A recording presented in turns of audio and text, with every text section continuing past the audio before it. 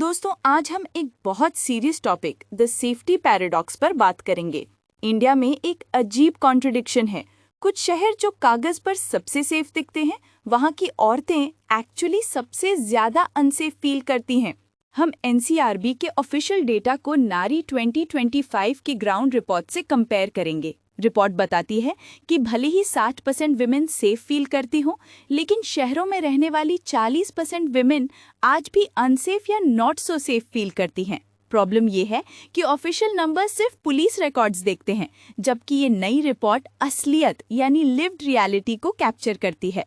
सबसे पहले सरकार का डेटा देखते हैं। National crime records bureau NCRB हर साल क्राइम डेटा रिलीज करता है।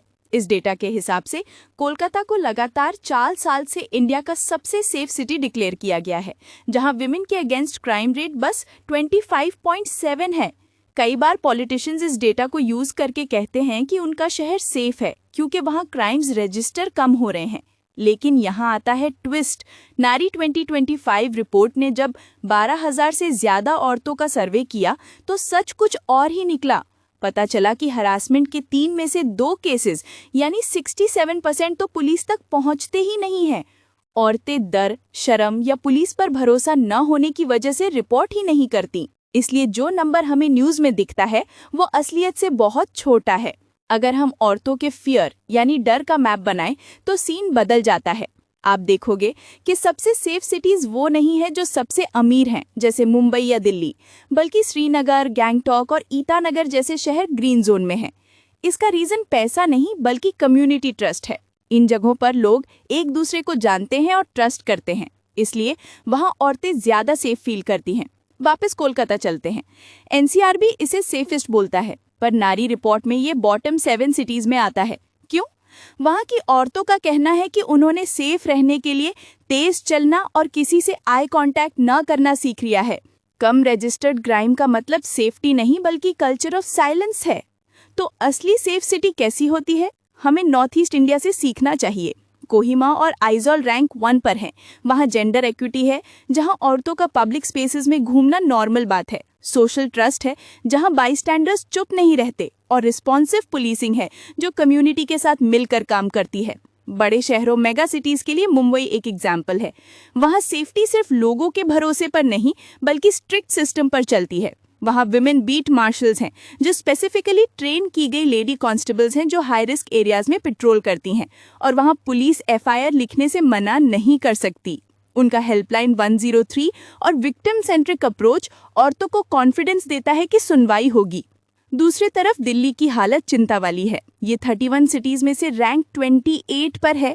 निर्भया केस के बाद इतना फोकस होने के बावजूद वहाँ हरासमेंट रेट 12%, नेशनल एवरेज 7% से लगभग डबल है। सबसे बड़ी प्रॉब्लम इंफ्रास्ट्रक्चर की है। 31% औरतें कहती हैं कि लाइट, टॉयलेट्स और हेल्प डेस्क जैसी सुविधाएं या तो है ही नहीं या बहुत खराब हैं। ये सिर्फ खराब स्ट्रीट लाइट्स की बात नहीं है, इसे जेंडर ब्लाइंड अर्बन प्लानिंग कहते हैं। जब शहर डिजाइन किए जाते हैं तो औरतों की जरूरत का ध्यान नहीं रखा जाता। रिपोर्ट बताती है कि 38% हरासमेंट तो पड़ोस यानी नेबरहुड में और 29% पब्लिक ट्रांसपोर्ट में होता है। रिपोर्ट एक और कड़वा सच बताती है, खतरा सबके लिए बराबर नहीं है। 18 से 24 इयर्स की यंग वुमेन को डबल रिस्क है। ये वो उम्र है जब लड़कियां कॉलेज जाती हैं या पहली जॉब स्टार्ट करती हैं। आखिर औरतें चुप क्यों रहती हैं? डेटा कहता है कि 100 इंसिडेंट्स में से सिर्फ 1/3 ही रिपोर्ट होते हैं। उनमें से भी सिर्फ 22% की एफआईआर रजिस्टर होती है और एक्शन बस 16% केसेस में लिया जाता है। ये औरतों में हिम्मत की कमी नहीं है बल्कि सिस्टम पर लैक ऑफ ट्रस्ट है। हमें सेफ सिटी की डेफिनेशन बदलनी होगी। सेफ सिटी वो नहीं जहां पुलिस रजिस्टर में क्राइम 0 हो। सेफ सिटी वो है जहां एक लड़की बिना डर के घूम सके, काम कर सके और अपनी लाइफ जी सके। सोल्यूशन के लिए रिपोर्ट 3 बड़े स्टेप्स सजेस्ट करती है। गवर्नेंस में हर शहर का जेंडर ऑडिट होना चाहिए और पुलिस में विमेन की भर्ती बढ़ानी चाहिए, जो अभी सिर्फ 11% है।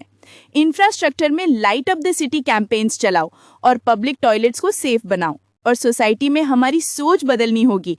विक्टिम को ब्लेम करना बंद करना होगा और बाईस्टैंडर इंटरवेंशन सीखना होगा।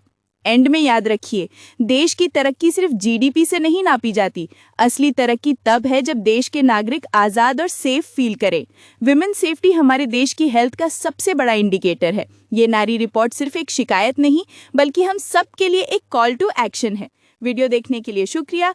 अगर आपको इंडिया के ऐसे इश्यूज पर और डीप एनालिसिस चाहिए तो सब्सक्राइब जरूर करें।